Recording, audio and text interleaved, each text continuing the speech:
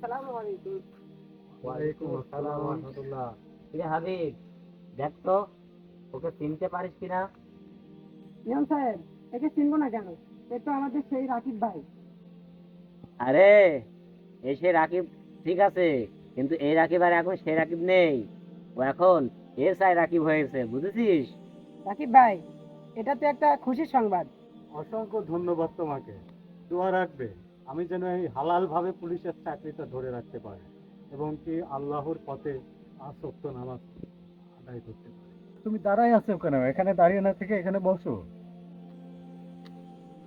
মাশাআল্লাহ, আমার কাছে শুনে খুব খুশি লাগছে যে আমার ভাগ্নে পুলিশে চাকরি করার পরেও সে হালাল ভাবে ইনকাম করতে চায়, আবার আমার মতো 5 ওয়াক্ত নামাজ এবং আমার মতো হয়ে আল্লাহ তাআলার আদেশ অনুযায়ী চলার চেষ্টা করতে চায়। খুব ভালো লাগলো ভাগ্নে, আমি এটাই তো চাই। আমি যেরকম আমার ভাগ্নেও সেরকম।